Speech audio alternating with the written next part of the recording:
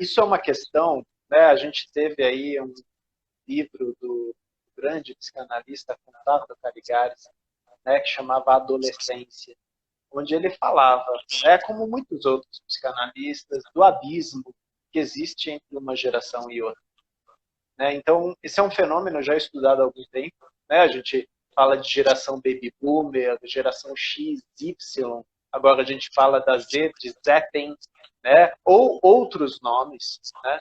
Mas a questão é, desde a Segunda Guerra Mundial, o intervalo entre as gerações começou a ser cada vez menor.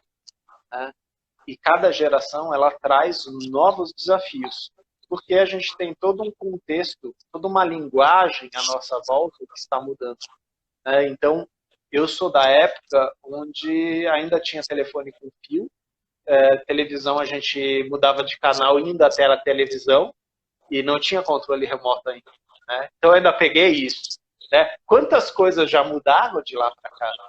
Então, hoje a gente está falando de jovens, ou melhor, de crianças, que nascem já manuseando o celular ou o tablet.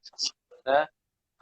Tem coisas positivas, tem coisas negativas. E aí você pega um ponto que é importante. A gente está falando muito o quanto esta geração, e aí a gente fala das 3 gerações que estão em jogo, né? A mais velha, a do meio e a que está vindo agora, precisam ter claro as ordens. Ou melhor, os limites. Quais são os limites de uma geração e de outra? Quais são as fronteiras? Então, uma das minhas professoras em constelação, a Karen Schurber, ela falava, um facilitador de constelações, ele não mostra apenas amplitude, ele mostra fronteiras. Todo sistema tem fronteiras. Então, existem as fronteiras dos pais, e fronteiras que um filho não ultrapassa, um neto não ultrapassa.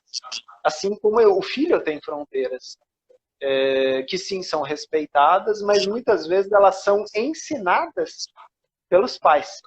Elas são traduzidas pelos pais. Como, por exemplo, a questão da droga, a questão do álcool, né? Pode ser dito de uma forma punitiva, de uma forma preconceituosa, ou pode ser dita de uma forma vivencial. Olha, vamos falar sobre isso. Você me fala o que está acontecendo, eu falo o que eu já vivenciei nesse sentido. E essa é uma forma de ordenamento. Talvez a ordem em alemão tenha mais essa força.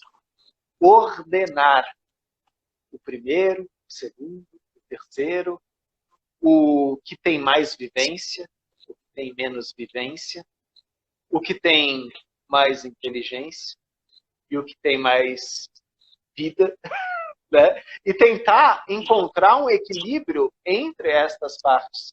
Como, de repente, numa empresa que contrata um jovem de 20 anos que domina uma tecnologia que ninguém domina e que, de repente, se torna o líder de vários outros funcionários que estão já há 20 anos dentro dessa empresa e tem 40 anos em relação ao jovem de 20. Como é essa liderança? E muitas vezes vão ser esses funcionários que vão ensinar ao líder como liderar. Depende da flexibilidade do líder e dos funcionários. Então, é a mesma coisa entre pais e filhos. Sim, existe uma ordem, existe um ordenamento, e existe a necessidade de se construir uma ponte no abismo das gerações. E é um abismo. Isso é o que o Corrado Caligares fala. É um grande abismo. Um grande abismo marcado por um luto. Ele fala que o adolescente ele é uma não posição. Porque você não é mais criança. E todos te falam isso, porque você está grande, você mudou, então ninguém mais te trata como criança.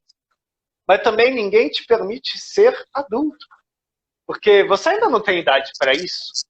Não, você ainda é um moleque, então você não é nem criança, nem adulto.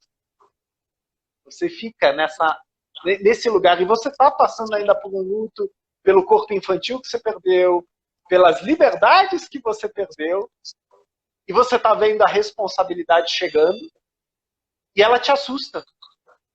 E muitas vezes, a única pessoa que consegue conversar com você sobre isso é o teu clã.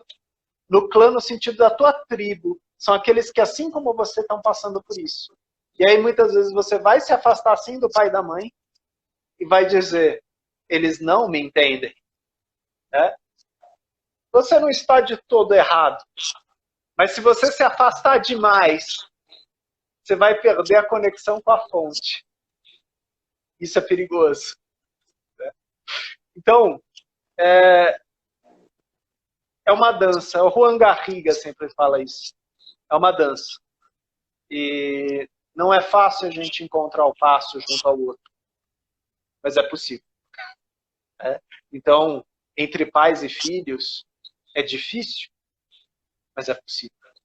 E o tempo todo vão haver movimentos que tentam fazer assim. E uma coisa é você se afastar, outra coisa é você excluir.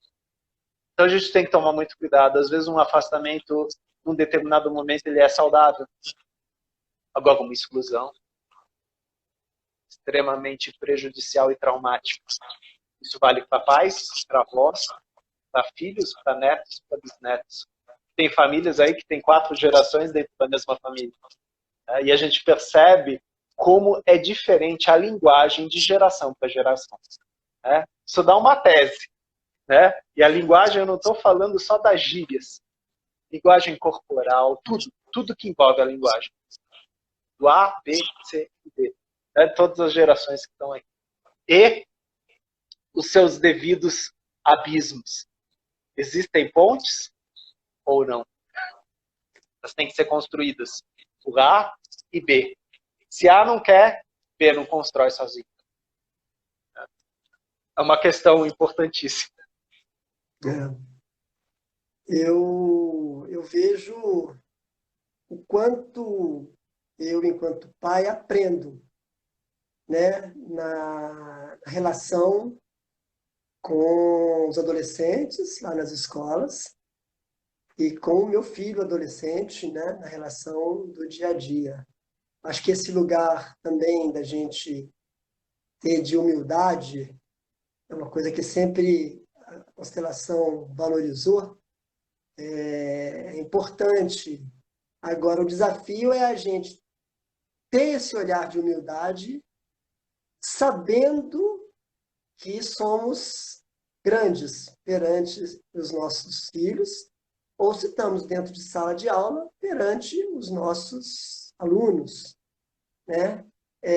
E como você mesmo falou, são 4 gerações convivendo, e cada vez mais, principalmente com a chegada da internet, a mudança é muito rápida, é muito grande, é muito veloz.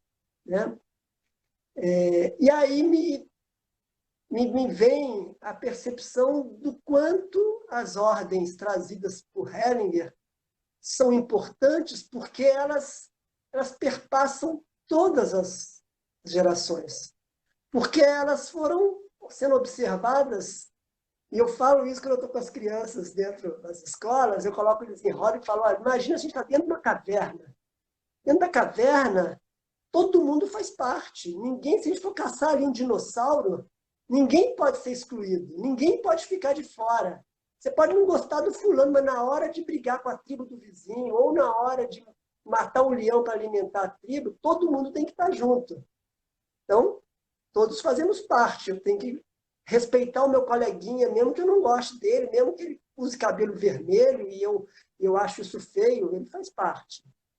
Né? Na tribo também, alguém tem que orientar esses caçadores lá de dinossauros ou caçadores de leão, porque se não imagina, vai um para um lado, outro para o outro, alguém tem que botar, tem que ter uma estratégia. E quem são? São os mais velhos da tribo.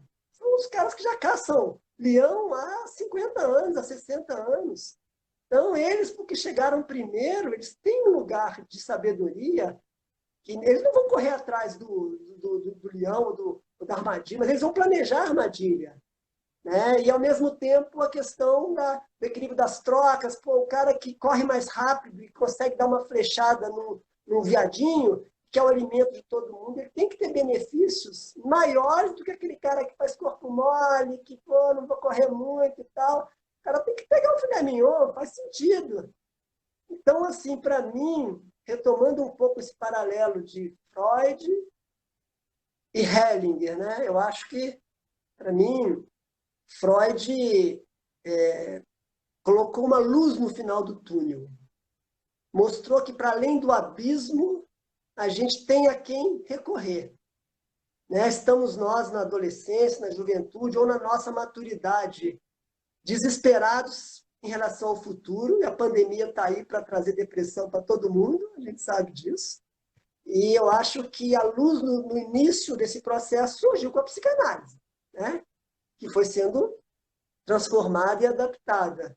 Mas, a meu ver, num lugar um pouco idealizado em relação aos pais, principalmente. E isso trouxe para os pais, hoje pais, um peso enorme, que com as ordens do amor das constelações, com as leis sistêmicas, os princípios que o Hellinger observou nas constelações, de alguma forma é uma ferramenta que faz a gente manter essa luz no fim do túnel, mas resgatando um pouco aquilo que é básico e que está em todos os relacionamentos, independente da geração Z, da geração Y, que são os milênios, da geração X ou dos baby boomers, não importa. Essas leis, elas servem de referência para todo mundo. Em particular, eu vou dizer isso, no meu caso, de pai de um adolescente, o quanto eu sou grato, porque isso me dá uma segurança para tomar determinadas decisões, sabendo que talvez eu esteja errado, mas com a segurança de que cabe a mim tomar a decisão, porque os nossos filhos precisam disso. Eles podem até brigar, mas eles precisam de um norte. O amor só, a gente sabe, não é suficiente. Tem que ter o amor e tem que ter a ordem. E essa ordem ela tem que ser amorosa. A frustração tem que ser afetuosa, não precisa ser autoritária. Mas a gente não pode ficar nos extremos, sair de um autoritarismo para uma ausência de autoridade, onde somos todos amigos, somos todos irmãos, professor, aluno. Isso não vai dar certo, né, Renê?